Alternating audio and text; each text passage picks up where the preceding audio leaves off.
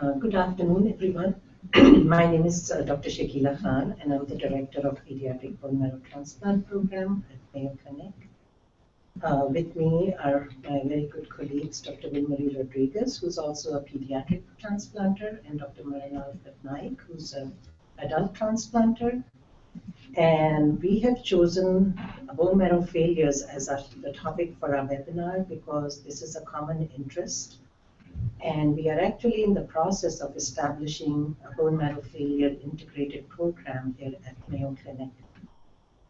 So hopefully this will be useful to you all. So we'll start by telling you that we have no financial disclosures. And I will go over the objectives briefly and then hand it over to Dr. Rodriguez and Dr. Patnaik, who will be doing the rest of the discussion. So what our objectives today are that we will review bone marrow failure syndromes. We will discuss the differences between acquired versus idiopathic, what we call when we don't find a cause. We'll also talk about some congenital disorders associated with bone marrow failure and what are the treatment options available for them. So basically bone marrow failure, when we say that, means that all the 3 cell lines in the blood are low. That means the red cells, the white cells, and the platelets are low, and the patient needs transfusions and cannot fight infections. And they really need treatment for that urgently most of the time. So I will hand it over to Dr. Rodriguez to go over what these are, and also Dr. Patnaik will tell us what they see in adults. Thank you. Good afternoon again. I will start the talk today classifying bone marrow failure syndrome in adolescents and young adults into 2 main groups. There's the acquired, meaning that these disorders are either idiopathic or something caused the bone marrow failure in itself. These 3 main groups are aplastic anemia, PNH or paroxysmal nocturnal hemoglobinuria, and preleukemic disorders such as myelodysplastic syndrome. In the congenital group, there is numbers of congenital disorders, meaning that patients are born with an inherited predisposition for bone marrow failure syndrome, such as Fanconi anemia, Keratosis congenita, Diamond-Blackfan anemia, the germline GATA deficiency states, and severe congenital neutropenia. Due to the constraints of the time for the talk today, we will talk about some of these congenital disorders, not all the disorders that can cause aplastic anemia.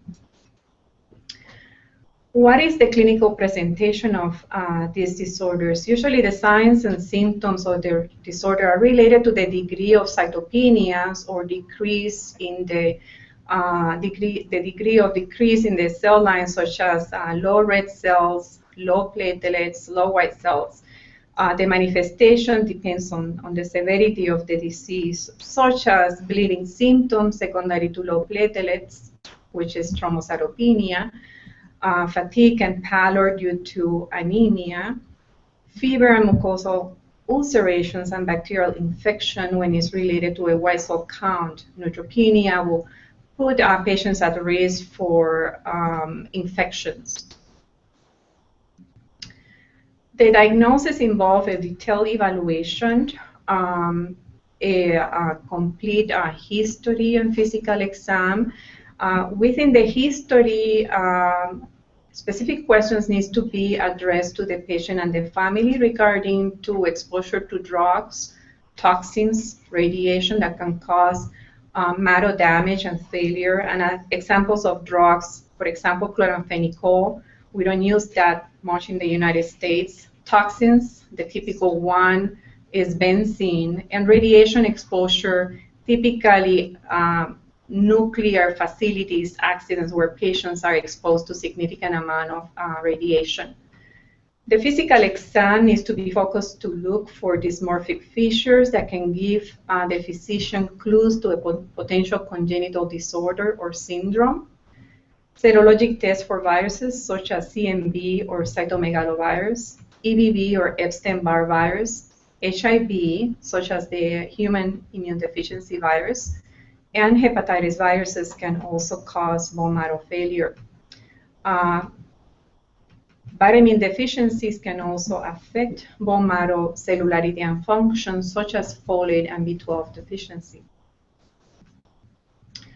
The diagnosis also will involve several testing to also try to rule out some potential congenital disorders.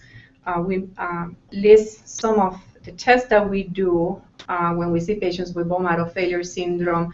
The chromosomal breakage studies, or the diphosphobutane, is a test that we use for the diagnosis of Fanconi's anemia, and we'll talk in more details about these disorders later on. Hemoglobin F concentration, bone marrow cytogenetic studies to rule out a pre-leukemic disorder such as myelodysplastic syndrome that usually can present as a bone marrow failure. PNH panel by flow cytometry is a test that we use to rule out paroxysmal nocturnal hemoglobinuria, which is an acquired disorder that can cause bone marrow failure. Telomere length analysis for this keratosis congenita, GATA2 mutation, and HLA tissue typing early on as bone marrow transplantation is a consideration for treatment of bone marrow failure syndromes. This is a slide of a bone marrow biopsy, and what you can see is what we usually typically see in patients with bone marrow failure is the lack of cellularity in the bone marrow. The bone marrow is the factory of all the blood elements, the red cells, the white cells, and the platelets, and you can see that it appears empty. And this helps us establish the diagnosis of bone marrow failure. The vast majority of acquired aplastic anemia, 80%, are idiopathic, so a specific reason cannot be identified as the cause for the bone marrow failure. 9% occurred after hepatitis, 7% after viral infections. I mentioned earlier cytomegalovirus infection, Epstein-Barr virus. Drugs or other toxins comprised 4%. Idiopathic, the name implies the cause is unknown. It's generally believed that the pathophysiology of this disorder, how this happens, is an immune dysfunction at the level of the bone marrow, and that explains why a proportion of patients respond to immune suppression as part of the treatment for aplastic anemia. The severity of aplastic anemia is grouped into two categories: moderate, basically the bone marrow cellularity is less than 50%. As we get older, the bone marrow cellularity decreases. So in children, we tend to say that the cellularity is about 90 to 100%. As we get older, that cellularity, if we do bone marrows, decreases over time, but it never goes to less than 50%. 2 or 3 cell lines decreased. The absolute neutrophil count, or the ANC, on peripheral blood is less than 1,500. Platelets are less than 100,000, and the absolute reticulocyte count is less than 60,000. For the severe aplastic anemia, the bone marrow cellularity, as the name implies, is severely affected and is less than 25%. The absolute neutrophil count is less than 500, platelets less than 20,000, and the absolute reticulocyte count less than 60,000. Very severe aplastic anemia, the absolute neutrophil count can go as low as 200, and you can imagine that as the absolute neutrophil count, the white cell count, is severely compromised, the risk of infection increases significantly. What is the treatment for aplastic anemia? These patients need to be evaluated urgently as the severity, the more severe they are, bleeding and infection complications can be life-threatening. They need urgent evaluation by a hematologist, someone with the expertise to do a comprehensive evaluation for the patient. And the treatment includes withdrawal of any agent that might be causing marrow suppression, supportive care such as blood product transfusion if needed, and some form of definite therapy. Supportive care, blood product transfusion needs to be used selectively in patients with bone marrow failure syndrome, especially if you're considering the option of stem cell transplantation. As you expose patients to blood product transfusion, you increase the risk of allosensitization, meaning that the patient is going to be exposed to antigens, and that put patients at risk for graft failure if bone marrow transplant is chosen for the treatment. All blood products need to be irradiated and cytomegalovirus safe. And the purpose of irradiation is to minimize the risk of graft versus host disease with the planned immunosuppression. For the same purpose, you avoid donation from family members when it comes for blood products. You have to be selective, use random blood or platelet donors. And because of the neutropenia, patients with fevers need to be immediately evaluated and admitted for broad spectrum antibiotic treatment.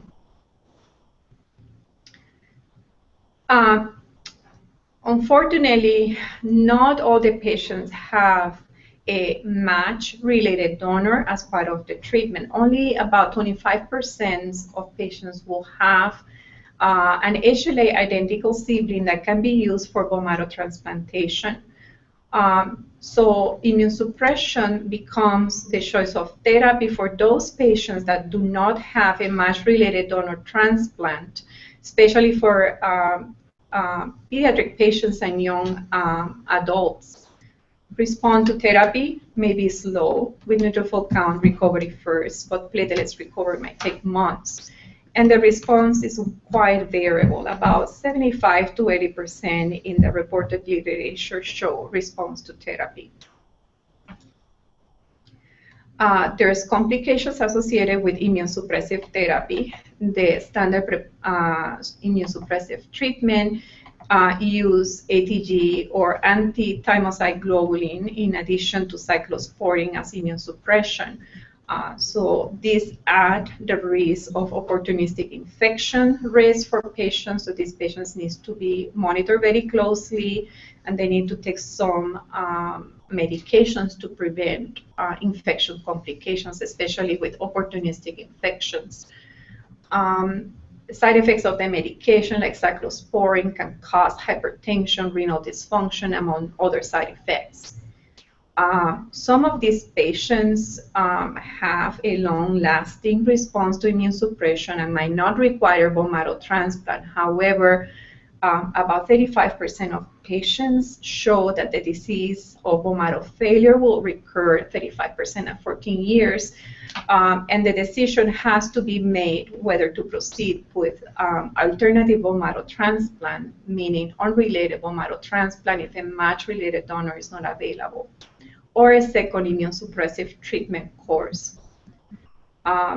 One important point to keep in mind is patients treated with immunosuppression are at risk to develop a malignancy later on in life. So they need long-term follow-up as the risk of myelodysplastic syndrome and acute myeloid leukemia increases from 9% at 5 years post-treatment to 19% to 10 years post-completion of immunosuppression treatment. Stem cell transplant is the treatment of choice if there is a match-related donor available. In pediatric patients, the standard of care is to proceed to a match-related donor if there is available. If there's not such a donor available that is match-related, then immunosuppression. The same applies for young adults ages less than 35 years of age. The outcomes with transplants is excellent, with 80 to 90% with match-related donors, and many series have shown that unrelated bone marrow transplant is achieving the same type of good outcomes for patients who fail immunosuppressive treatment. Better supportive care, better molecular techniques to find the best match unrelated donor has improved the outcomes in the treatment of this disease. With the stem cell transplant, there are some complications associated with the procedure. One is graft failure or graft rejection. I mentioned before that to be judicious about using blood product transfusions early on because of the risk of immunization. The more heavily transfused is the patient, that increases the risk of graft failure or rejection. What I mean by that is once the bone marrow transplant is done, either the stem cells or the bone marrow fail to engraft, fail to take in, or the patient loses the graft over time. Graft versus host disease is a complication with allogeneic bone marrow transplant, stem cell transplant. And what this means is that the new immune system of the donor recognizes the recipient as not itself. And that immune recognition can cause complications, and the severity can be mild to severe and can be life-threatening if severe enough. Late effects is another consideration for these patients, and this can be secondary to the regimen that the pediatric or adult hematologist chooses for the transplant procedure. If it's radiation, late effects related to radiation, such as secondary malignancies, for example, or organ dysfunction, infertility, as an example of some of the late effects that we need to watch over time in long-term survivors of stem cell transplantation. Moving on to inherited bone marrow failure syndromes. These disorders have unique physical features related to each one of these disorders. Fanconi anemia is the most common one. This disorder is associated with short stature, café au lait spots, and abnormality of the thumbs. And we have some pictures to show you about this syndrome. Not all the patients manifest the same type of physical abnormalities. Some patients can have a completely normal appearance and are born with the disorder. So it's important to establish the diagnosis. This keratosis congenita is another inherited bone marrow failure disorder. In this disorder, what you will see is premature aging, nail dystrophy, mucosal leukoplakia, and reticulated hyperpigmented rash on the skin. CAMT, or congenital amegakaryocytic thrombocytopenia, is another congenital disorder that can cause bone marrow failure syndrome, and patients present early in life with thrombocytopenia, followed by pancytopenia.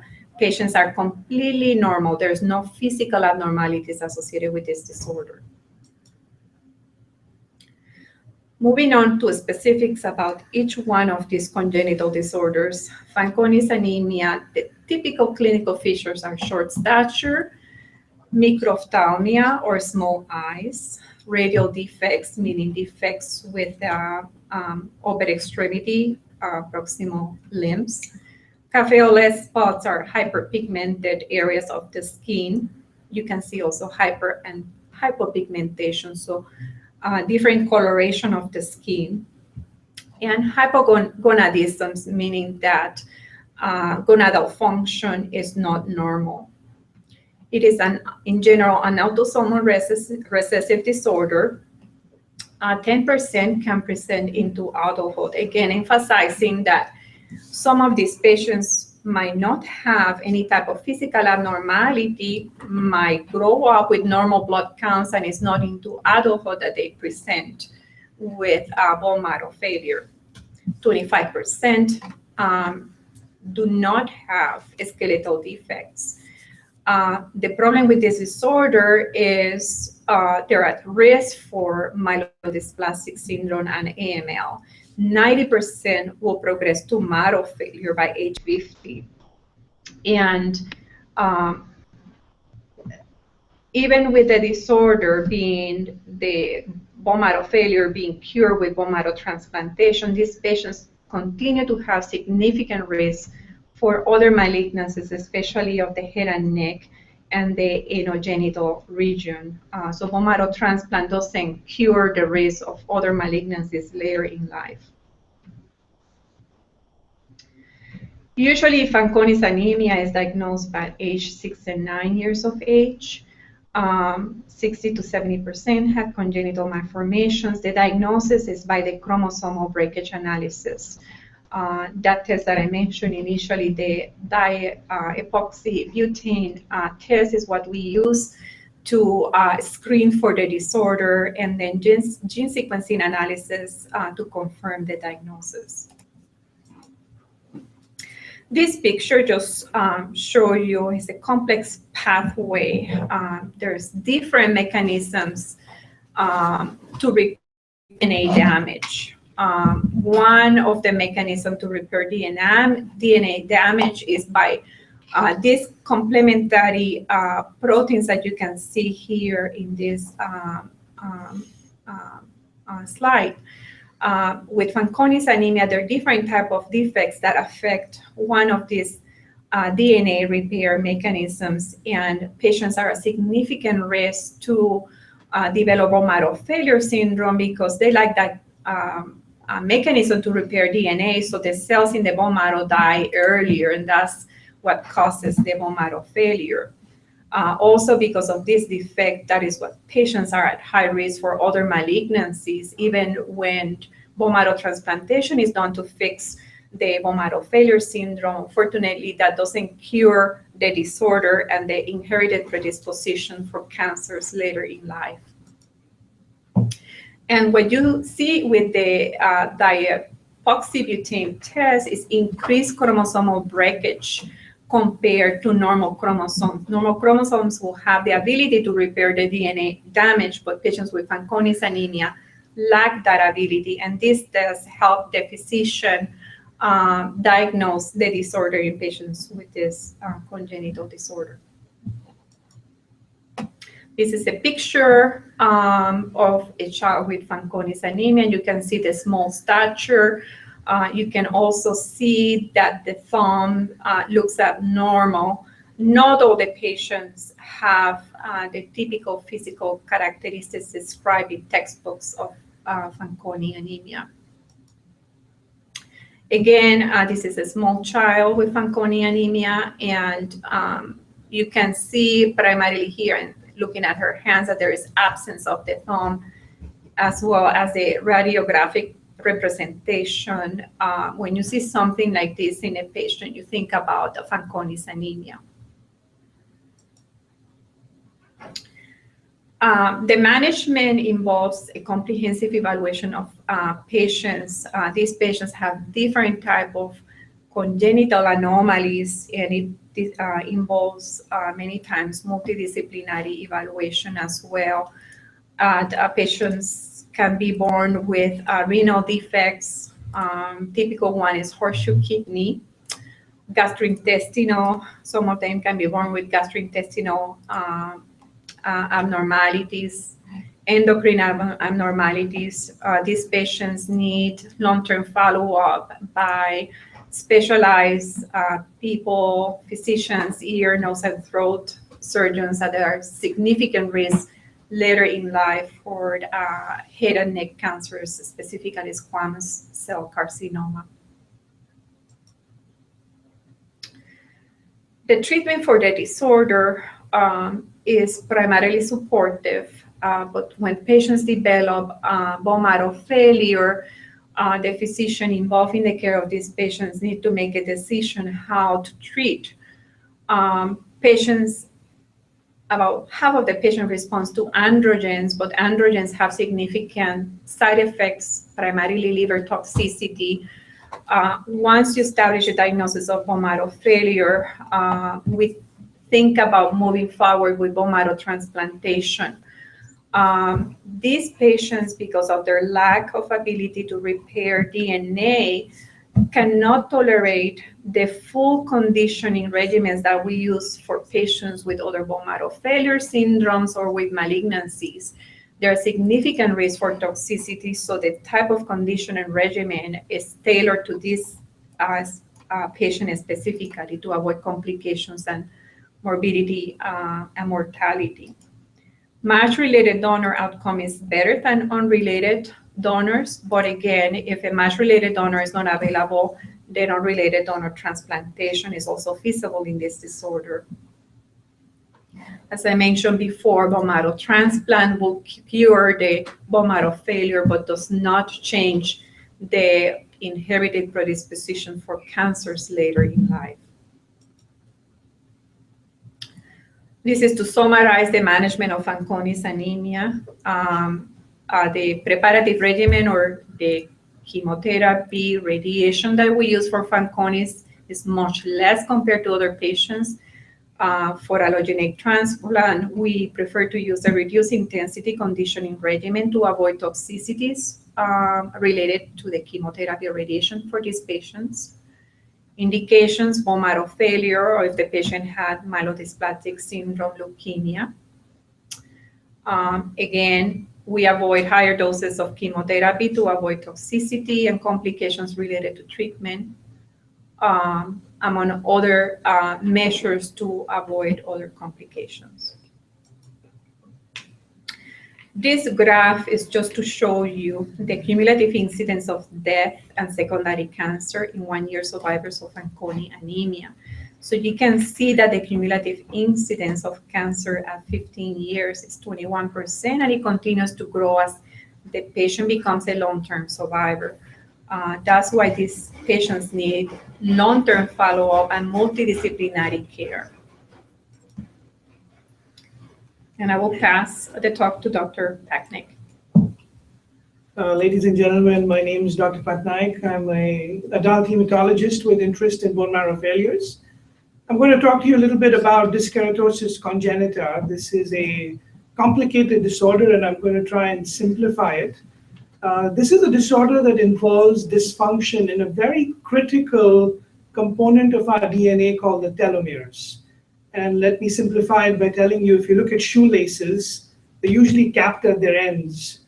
And if these caps come off, these shoelaces will fray. Similarly, our DNA is capped at its ends with telomeres. And when these telomeres are abnormal or they're mutated, the DNA is not able to survive. And as the stem cells keep dividing, there's an attrition effect, and the DNA keeps getting shorter and fragmented. And this then leads to various manifestations. The most classical of this is called keratosis congenita. And this is characterized by abnormalities in the nails. So often these nails are ridged, become abnormal. There's a skin rash, also called as lacy pigmentation. Leukoplakia is a condition where you see white, thickened plaques in the oral cavity, especially along the lateral borders of the tongue, even involving the inner lining of the mouth. And then most importantly, from our standpoint, bone marrow failure, where all the cell lines begin to decline and all the consequences that were described by Dr. Rodriguez can be seen. Other features classically with this condition, a lot of patients will complain of stenosis of the tear ducts, and so they have a lot of lacrimation or tearing. This is a premature aging syndrome, really, and so a lot of these families will have people who have had premature graying of hair. There could be stenosis of the urethra causing problems with urination, and then osteoporosis with avascular necrosis is another issue. So the typical keratosis is usually seen in older children, but we see a lot of adolescents and young adults who might not be picked up earlier on in life. These are the ones who typically present with bone marrow failure. And like Fanconi's anemia and a lot of inherited bone marrow failure syndromes, really, there is a risk of evolution to acute myeloid leukemia, which is a very aggressive cancer of the blood and the bone marrow. And so urgent attention and monitoring for this is very important. And the reason why the adult hematologists are getting more involved is there are certain variants of these telomere disorders that can present very late in life.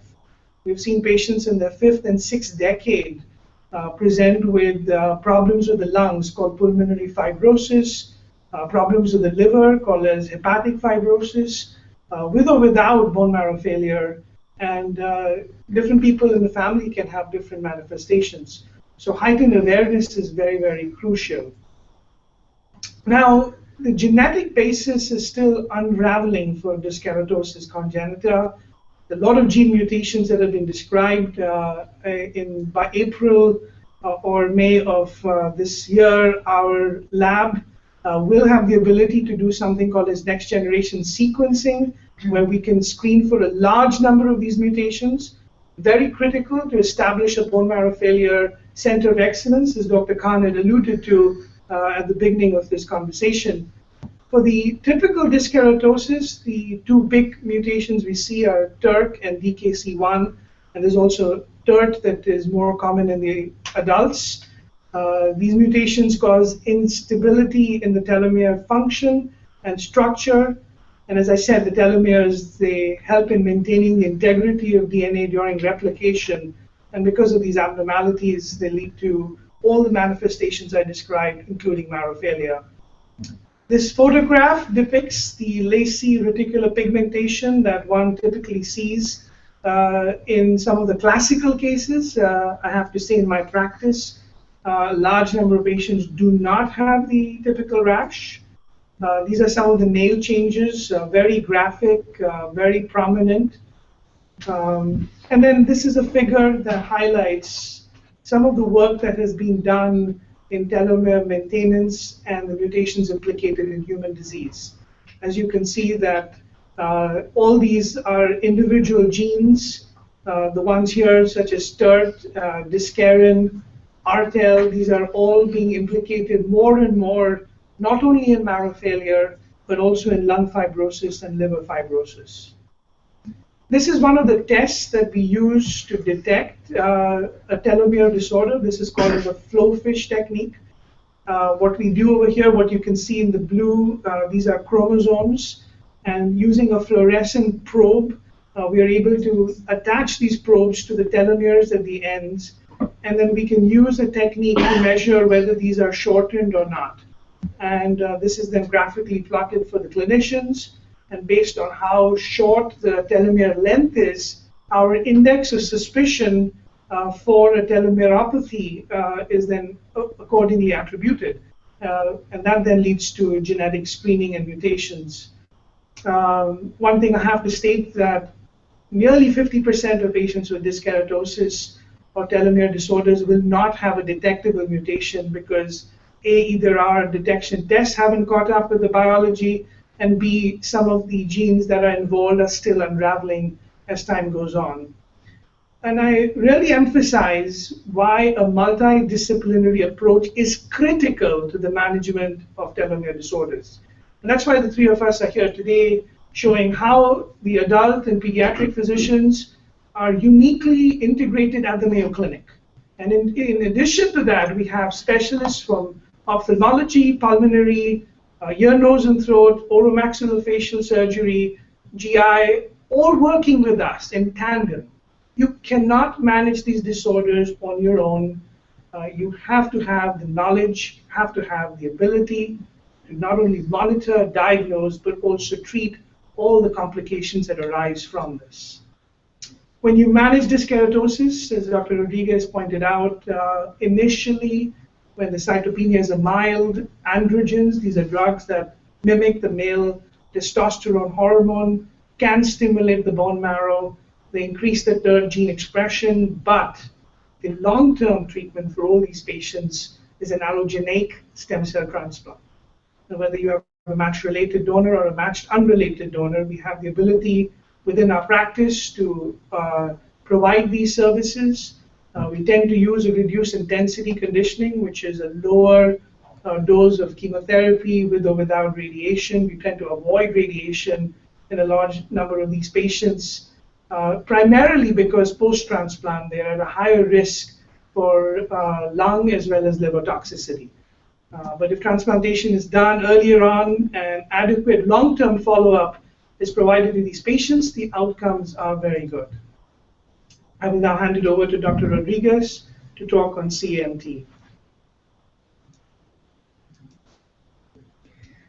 Congenital megakaryocytic thrombocytopenia is a rare disorder, and typically children present in early infancy with isolated thrombocytopenia.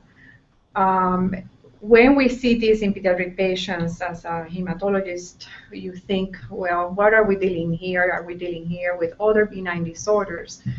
And many times the bone marrow is needed, a bone marrow aspiration and biopsy early on to come up with the diagnosis of this disorder. As I mentioned earlier on, there is no birth defects or skeletal abnormalities associated with this disorder. Children look completely normal phenotypically. Is a distinct disorder for another disorder associated with thrombocytopenia in infancy called thrombocytopenia absent ready syndrome or TAR syndrome. In this disorder, children are born with musculoskeletal abnormalities, specifically absence of the radius bone in the forearm. So it's a completely different disorder.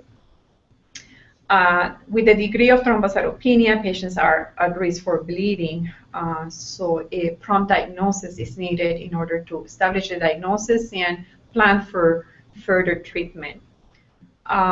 The natural history of this disorder is that once identified, children will not only have persistent thrombocytopenia, but they will develop abnormalities in the other cell lines. So they're going to present like the typical bone marrow failure syndrome, and the median age of presentation is 3.7 years, or around 4 years they present with pancytopenia.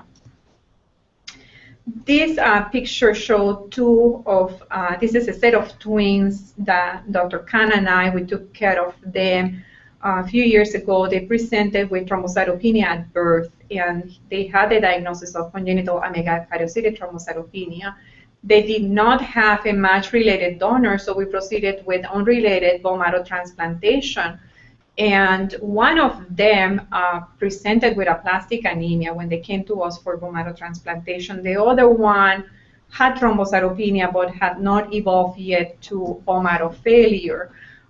Both of them are doing extremely well with no evidence of any type of late sequelae associated to bone marrow transplantation. The diagnosis can be made in cases with the M.B.B.S gene mutation, which is the mutation that typically is abnormal in this type of disorder. So there is abnormalities with the thrombopoietin receptor, where that's why patients develop thrombocytopenias. They not make platelets because of the inherited genetic abnormality. Patients are at risk for life-threatening bleeding secondary to low platelets. Patients sometimes need to be transfused, but again, the hematologist involved in the care of these patients needs to be reserve platelet transfusions only when it's clinically indicated for treatment of bleeding to avoid allosensitization. Because bone marrow transplant is the plan of care and the treatment option recommended for these patients. Because of their genetic defect, these patients do not respond to thrombopoietin medications, so it doesn't have any role in the treatment of this disorder.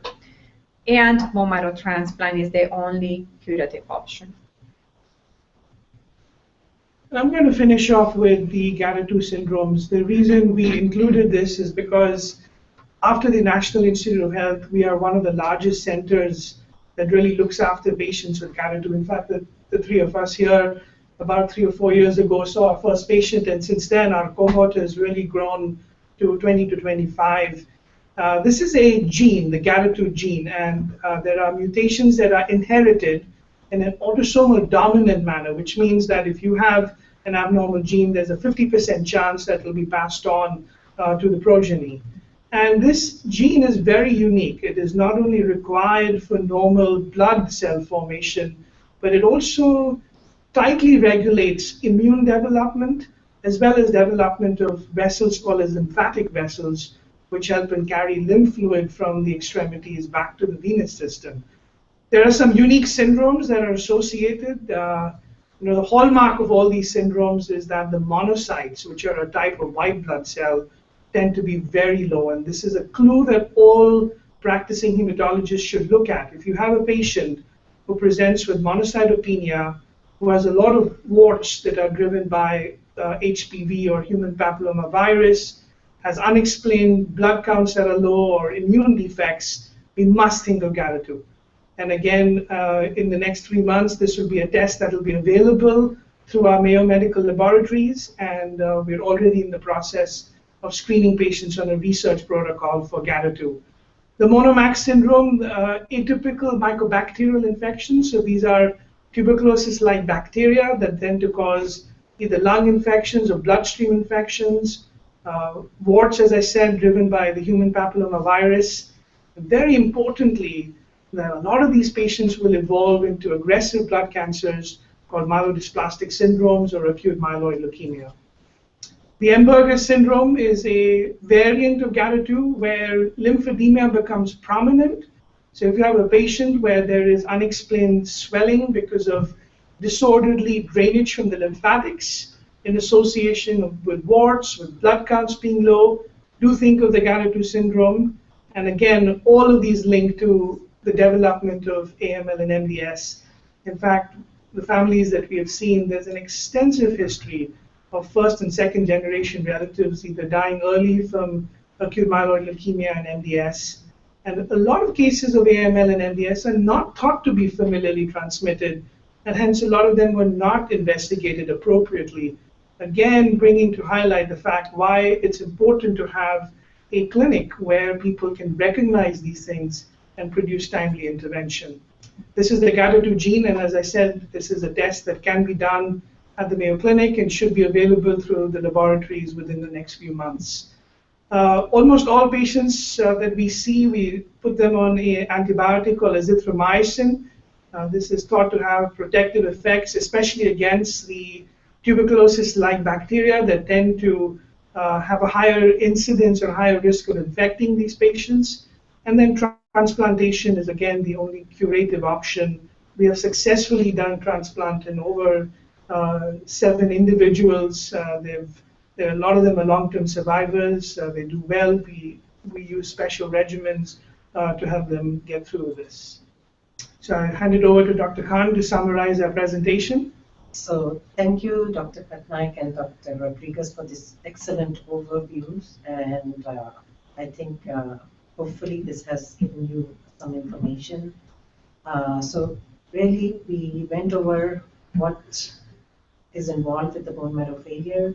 As you know, majority are acquired aplastic anemia, which we see most of the time, and these are the patients who get either immunosuppressive therapy or go to transplant. The main thing which I think you saw from the talks was that the clinical presentation is very variable, and it depends on the degree of severity of the cytopenias. And of course, there are these inherited conditions Dr. Patnaik and Dr. Rodriguez went over, which can provide clues to their diagnosis. And most of these disorders are treated with stem cell transplant as a curative option for the bone marrow failure. So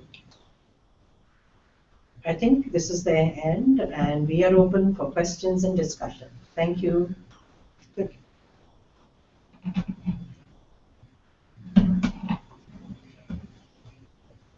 So there are a few questions, and I will start with what is the difference between supportive care and active treatment? So I will see if Dr. Patnaik wants to answer that. So, this is a very good point. When we talk about supportive care, we talk about transfusional support. So patients, when the hemoglobin gets low, making sure they get the appropriate red cells. As Dr. Rodriguez pointed out, they need to be radiated.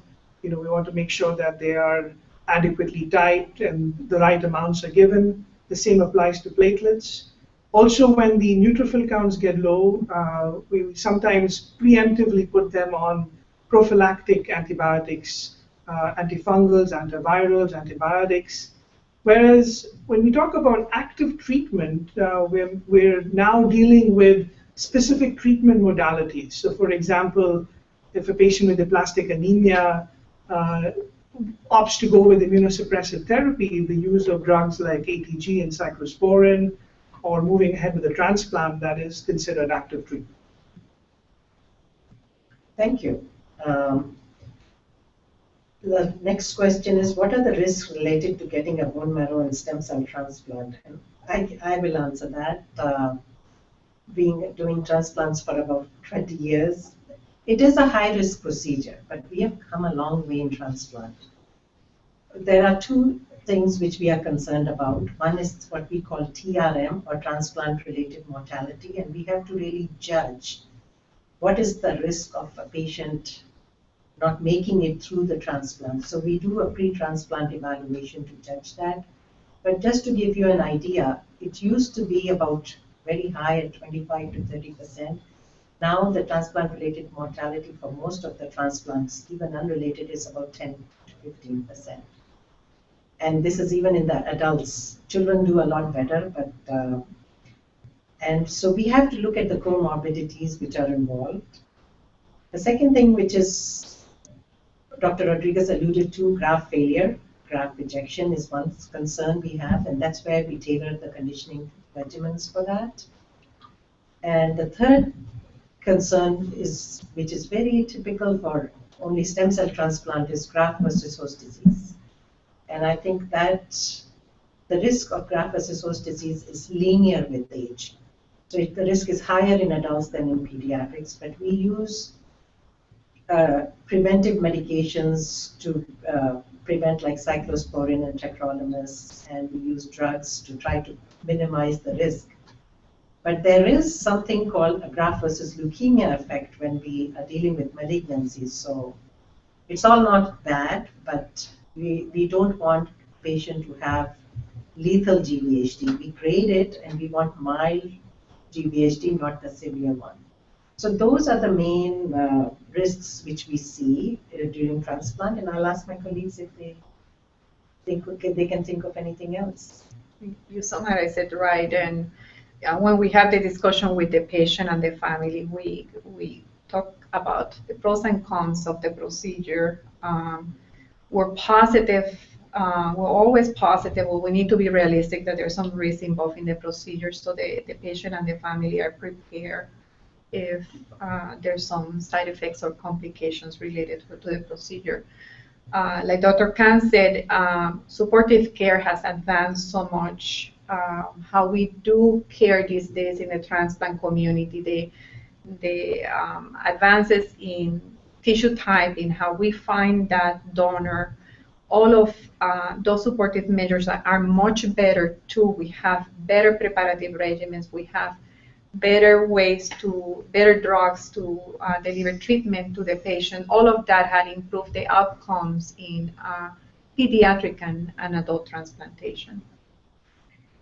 We have another question which I will give to Dr. Patnaik, because he probably sees that more than what we see in pediatrics. Is it possible to perform bone marrow transplantation in a patient with chronic renal failure who's on hemodialysis? So I think this is a good question. The preface to my answer here is we really would have to individualize this to, why is the patient in renal failure? What is the underlying bone marrow condition that's to be transplanted?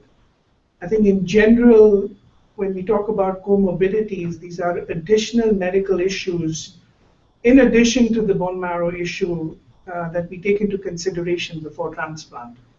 A lot of our drugs, not only the conditioning, but drugs to prevent graft versus host disease, require kidney clearance for their safe administration. And when someone is on dialysis, I think the mortality or the risk of getting into not only complications, but dying from complications goes higher. So we're really selective, but we do not close the door. I think what I would summarize is that this would really need to be individualized on a one-on-one basis with the physician. But we have done a few, just to answer your question. So another question is, what does it mean when my doctor says I have had a partial response to a drug treatment? So I can try to answer this, and I'll ask input from my colleagues. What we mean is that there is a normal level for all peripheral blood counts. To give you an example, platelets are of about 150,000. White count has to be between 4 to 11,000. Hemoglobin has to be above 11 as the normal range. When we say that partial response to immunosuppressive therapy, that just means that the counts are not normal, but the patient does not require transfusions. And so they can live a life, but their counts are not normal. So like in children, to give you an example, they can take part in active sports, contact sports, if their platelet counts are lower than 100,000 because of the risk of bleeding. So that is affects the quality of life, but that's what we mean by partial responses, that they don't need transfusions, basically.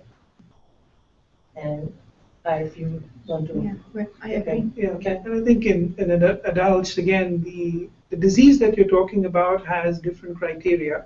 So for example, if you're transplanting for bone marrow failure due to aplastic anemia or myelodysplastic syndrome, depending on the extent of recovery, we do have certain criteria where we can say you have a partial response or no response or a complete response. And a lot of them are available on the web for access. So this is an interesting question, which I'll ask Dr. Patnaik to answer, because it says, I know this discussion was pediatric related, but regarding AML and stem cell transplant in older adults, is this not still the standard of care? This discussion was on both adults and pediatrics, but I will let him answer this question. So if I understand the question regarding AML and stem cell transplant, is this... So acute myeloid leukemia is a heterogeneous disease. It's an umbrella term, and it includes certain types of leukemia where the outcomes are good with chemotherapy alone. For example, core binding factor leukemias, where we have extensive information showing that if you do a transplant in first remission for those disorders, the outcomes are actually inferior to just giving them consolidation chemotherapy alone.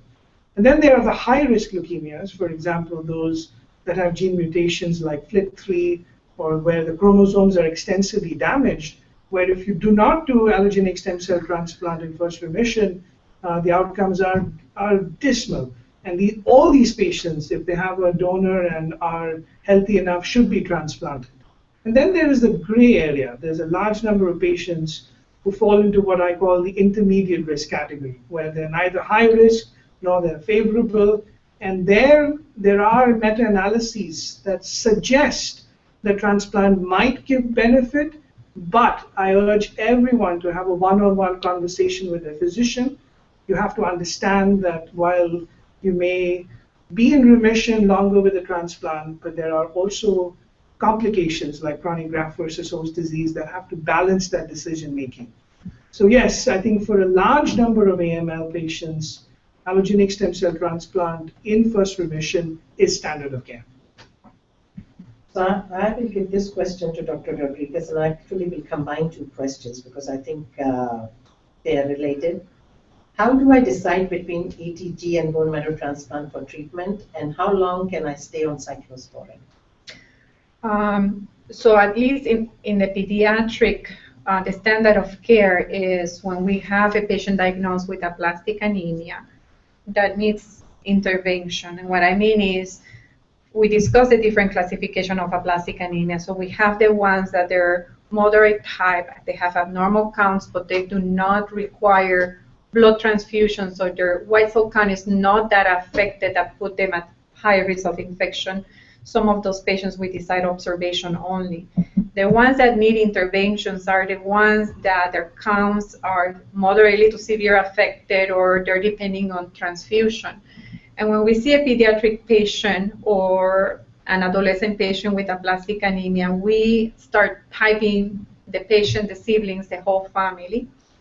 After ruling out a congenital disorder that might predispose them to bone marrow failure, if we identified a healthy match-related donor, then we'll proceed to transplantation. If we do not identify the donor within the family, then the standard of care is immune suppression. For those patients that we decide to use ATG cyclosporin, that's the standard immune suppressive regimen, we usually keep them on cyclosporin for about a year, 6 months to a year. If we start immune suppression and within 4 or 6 months we don't see a response, we start talking to the family about considering alternative bone marrow transplantation, meaning trying to find an unrelated donor for bone marrow transplantation. I think timing is crucial, so we're very proactive when we diagnose a patient, because if we don't see a response, we don't want to wait and put that patient at higher risk for infection complications that might limit the capability of proceeding to a bone marrow transplantation, for example.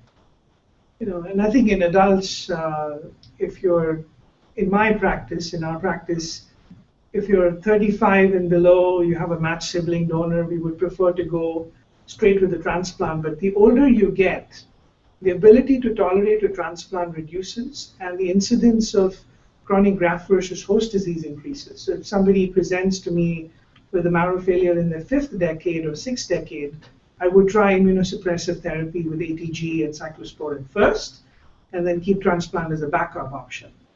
And then the second question that was brought up is, how long can I be on cyclosporin? I think one of the issues that needs to be highlighted is that the longer use of cyclosporin is associated with chronic kidney disease. And there's some patients that I have who unfortunately cannot get off cyclosporin in 6 months to 1 year. They've been on it for several months. And these are the patients that I worry about. 5, 7 years down the line, a lot of them will develop stage 3, stage 4 chronic kidney disease. And so to find alternative and better therapies is very important. So it looks like we have time for one more question, and I think this is a good one, and we all will try to address this. Is there a special diet that can help with bone marrow failure management? And I will combine it with what questions should I be asking my medical team? So there is no supplement which will improve the bone marrow, and remove the failure. But what we recommend for all our patients is to eat a healthy diet. I think that is very important. But there is nothing special to say that, okay, if you eat this supplement, that your bone marrow will recover. As we talked about in that overview, that really the treatment of most of these bone marrow failures is stem cell transplant for a curative option. So, and I will let my colleagues answer this. What questions should I be asking my medical team? I will relate it to the bone marrow failure. So I think that is how we will take this. I just have one comment on the diet. So apart from knowing what we can't eat to improve it, I really caution people on not taking things that are over the counter or herbal to try and fix it. That's a good point. Because a lot of toxins can actually worsen the bone marrow. And we've seen patients who have taken herbal remedies, have gone to different places without authorized medications. That actually hurts the ability of the health team to manage. The other thing is a lot of people are given vitamin pills which have a lot of iron, and a lot of these bone marrow failures, already patients are iron overloaded. You do not need, not all anemia is iron deficiency, and a lot of my patients will come in and they've been told, oh, take some iron, and that actually might hurt you. So correlated to what really you should eat, which is a healthy, balanced diet, there are also certain things that you must do after consulting your medical team. Mm-hmm. And I think the point about the medical team, I've said this before, and the cost of being repetitive, it's very important to have a team that comprehensively, multimodality manages bone marrow failure. And that's what we at the Mayo Clinic offer. We have a group that works with adults, pediatrics, with multiple specialties. And without doing that, safely taking patients through transplant, survivorship, and potentially cure is difficult to do. So thank you for your time. It was a pleasure to be here with my colleagues, and we will try to answer additional questions which we did not get to the following week. So feel free to send us questions, and we will try to answer them in a timely manner. Thank you very much. Thank you. Thank you.